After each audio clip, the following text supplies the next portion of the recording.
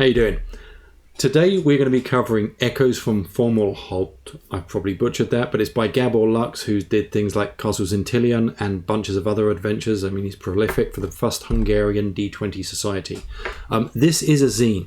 It's not just an adventure review. There is loads of cool stuff in here, as well as a couple of great adventures as well, which I think is really great value. Art is cool. I really like it. I think it's charming. Look at that. That's nice. I'm going to be zooming in and out here so we can kind of get a better idea of what's going on. Might go facing pages, might be better. Okay. Right. So this gives you an idea of the kind of stuff you get in here. This is Bizarre of the Bizarre, which I really adore this. This is a table that you can roll to create an almost infinite amount of amazing people for your for a market or for a town or anything like that. And I love tools like this. They're so useful. So the way it works is you roll on each of these things and you get something cool, but you get rolled potentially twice, 1d2 on that and 1d2 on that, so you can get some really interesting things. You could have an arrogant, brutal auctioneer who is selling drugs to as a last-ditch gambit at reduced prices. Super interesting. You could bring it down. You could have a dishonest, dreamy hedonist who is selling horses, concealing real temperament. So they could be evil horses that he's selling that are going to mess you up. It just such an amazing little tool, and it's the first thing that hits you when you come in here, and it gives you an idea of what's going forward. It gives you information on caravan goods. It's a little bit too detailed for me, but this is, again, and it seems really clearly here, is this has been written for advanced, although this will be super useful regardless of what system you're using, because there's stuff in here that I will absolutely be using. So to give you a heads up, that means it presumes that you've got a motivated party. There's no hooks, because people are already motivated by gold. Again, great little art. So this is the first adventure. This is a fantastic adventure. I'd absolutely be dropping this into a campaign without any issues at all. And the standard of writing is amazing. So it starts off by telling you that reaction rolls are really crucial for this adventure. So the inhabitants of this cavern are used to people going there. There's a tavern in there. So they're not necessarily going to attack, although there's a good chance that they might attack. And it also has these tables for the people who are living there. So there's a finite amount of bandits. As you chalk them off, their numbers are getting smaller. So yeah, that's good. The writing here is fantastic. So if we look at, come back here, there is a bee keeper in there who's basically off his nut. A ragged man clad in what looks like resin and reinforced birch bark. His limbs are caked with black filth and his face is covered in a thick veil. He cannot speak except in sibilant, buzzing voices that imitate the bees that constantly accompany him. The beekeeper is insane and utterly unpredictable. He's known to torment intruders to death with his bees, as well as rescue those that have been there. Most people know, most of the time he's just going to ignore you. He's just, yeah, he's cool. The standard of so talk about the layout of this. This isn't the way that I would lay out a module. We went through two different ways, but this gets away with it because the standard of writing is so high. And on an even more positive point, it makes it so much more enjoyable to read. This adventure here is on 2 levels. There's a hell of a lot to it. Runs over a bunch of pages, so your players would go back to this several times. There's some really cool stuff in here that I don't want to spoil, but I'm going to cover a little bit of it. So there's a font there. The water trickles from the mouth of a grinning, long-nosed and stone-chinned stone head into a dented basin. Several footprints in the mud. It's so good you can almost read it out loud to the players. I probably would, and that happens again and again throughout this. I'm not going to cover something maybe everything I've got, but the standard of writing is just excellent in it. There's a beekeeper, the beekeeper that we've spoken about already. There's a nook that you can get. Normally in adventures you just get kind of random stuff in it, but this is what you get in the beekeeper's nook. It is. It has a handful of incense sticks, which are bee repellents. Super useful in this dungeon. A jar of polymorphic honey, turn into a desired form or a random animal. Amazing thing to get, and you're going to be limited on the amount of time you can use it. A piece of amber preserving the echoes of a long dead druid, speaking about the glory of the undisturbed wilderness. People don't put that much effort into what you're going to find in someone's lair, but Gabor Lux appears that he does, which is super cool. So again, this is just a random line that I'm pulling out. There's a shroom cavern, lush shrubbery and giant luminescent mushrooms on heaps of wet earth and decomposing vegetation. All you can smell is the wet decay. Winds echoing from the northern passage in a sound that suggests distant singing. You don't need more for a room description there. That when the players are kind of like figuring out what they want to do with it, you can just skim through the rest and run away. It's just a joy to read. I think it'd be great to run as well, even though this isn't a format that I would pick. So to give you an idea, let's zoom in here and have a quick look at the map. This is just one level, so these are fairly significant sized dungeons. And there is cool stuff in every room. The tavern here is really, really interesting as well. So as you go through, and I really enjoy this, and I put this later on, there's these runes that are repeated that I ended up finding out that I was starting to translate them because I enjoyed it so much. So the satisfaction of player, and I know loads of players that would adore it, of starting to figure this out as they went through it, was really, really cool. Now, I think this is how you do a great trap. There's a runic description on the wall. So this is, if you're thinking of any trap, you bait it. Players are going to want to go and see it, but as they step forward, this is an insidious trap that's been set by the beekeeper. The wall is a lifelike clay construct. And there's a pressure plate underneath it. So as they step on this pressure plate in order to read this, it sets off the trap, which is exactly how a trap should be used. Those who halt to decipher the ruin will first hear a scraping noise, and then something bouncing behind the ball. And then they must save versus petrification, or whichever saving system you're using, or be ground underneath the enormous boulder that has rolled down the steep. So 66 hit points of damage. This is a trap which players are going to trigger because they're nosy and it's been baited. There's going to be something there that's going to let them know what's happening. So there's going to be a reaction they can potentially do to it. And then when it happens, there's actually a reward at the end of it because it opens up this tunnel. And when it opens up, it doesn't just open up the tunnel. It says when the wall opens up, there's ethereal tunes that can be heard wailing through the curved upward passage. Now they have an open passage that's been a trap that's pushed, that's hurt them to get through, but they're now being called on to the next thing. Super cool. Super, super cool. It's not just the pressure plate. It's far, far more than that.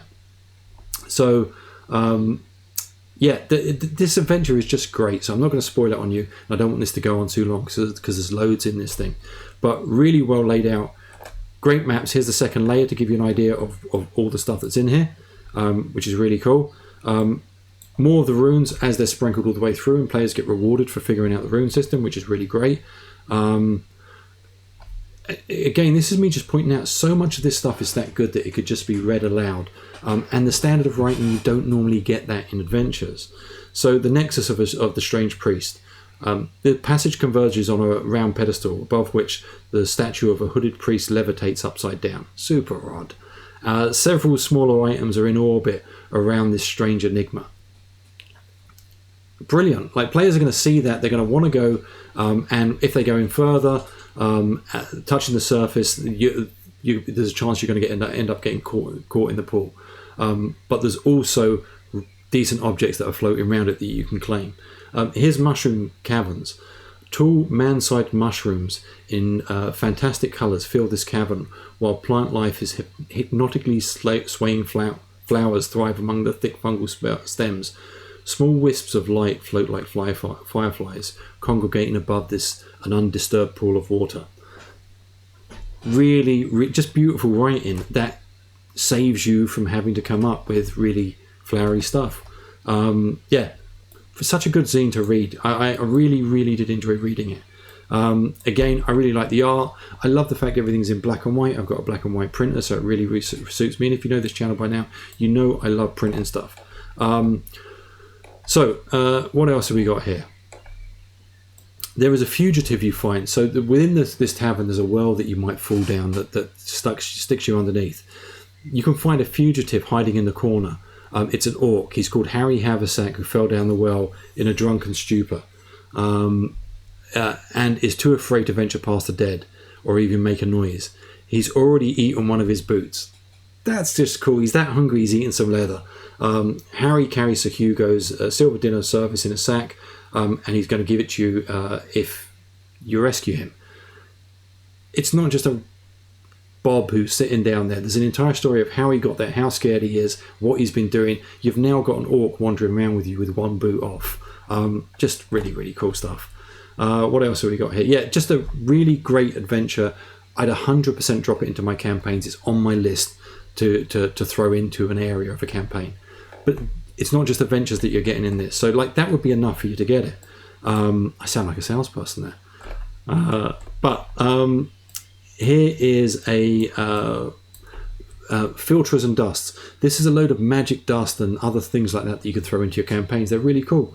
So dust of desiccation. This dust is so I'm not even trying that at removing moisture. That a single dose will instantaneously dry up a pool or a well, and significantly lower the level of a smaller lake or bodies of significant water. Bodies of significant water are not affected. If you ingest it, you have to save or turn into a desiccated husk.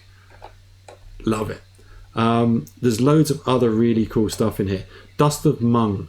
Mung's black-hearted monks manufactured and disseminated this demonic dust, sprinkled on a recently slain corpse. It will cause such excruciating pain to the deceased that they must make a saving throw, or his spirit will answer any question in the same manner as speak with the dead. That's amazing. But there's a 1 in 6 chance that those tormented spirits will turn into wraiths or spectres and pursue the persecutors.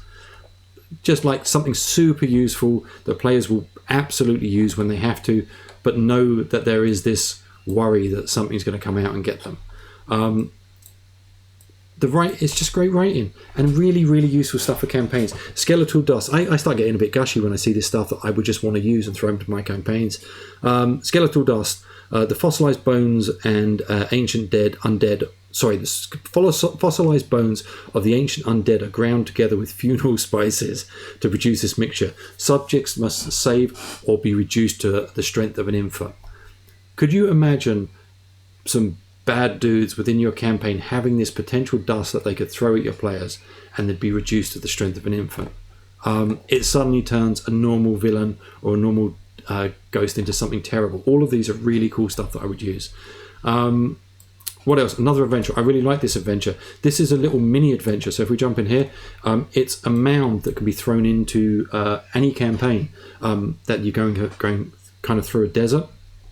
Really well written as well. Not as flowery, a lot more functional. So it's not as much of a story module, but it's definitely something you could drop in. And again, I would use. And I'll go through a couple of the things that I really liked about the writing in this. First off, really, really easy to use. If we look at one of these caverns, so if we look at C, there's a couple of things which you can investigate. The bottom part of this, there is a plain stone throne that sits in a chamber with a 12-foot tall skeleton that sits on it, still clutching a magical two-handed sword.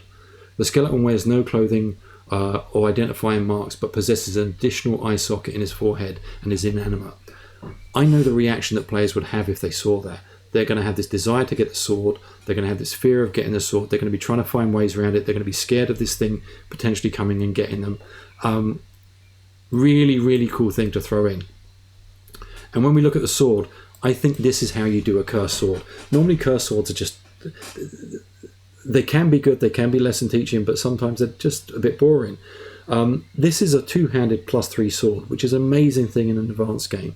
It's semi-transparent, deep blue glass-like substance. The blade is smooth but pock-marked with several small irregularities where minor bits have been chipped off.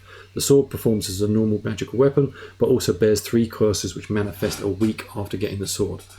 The first curse, opponents gain +2 to hit you when you're below 10 hit points. That is brutal. The second, if the wielder is fleeing from combat, every successful hit follows him that hits him causes double damage. Brutal. But the nice thing about this sword, it can be discarded or handed over to someone else. But once it's handed over, the Wilderby is lost or given up. The Wilderby will be visited by 3 red men the next time he's alone and challenged to mortal combat. The challengers will be different fighters, fighters of different levels. They are supernatural, which they hit slightly better. If they are slain, and they will fight until they're slain. If the wielder flees combat, the same is repeated again and again until he kills all 3 or is slain himself. But if he does that, this weapon is now a +3 sword that he can use, or they can use. And it's not just a +3 sword, magic sword. It can also once a day produce a heat ray that causes 5d8 points of damage. It's an amazing weapon, particularly for an AD&D game.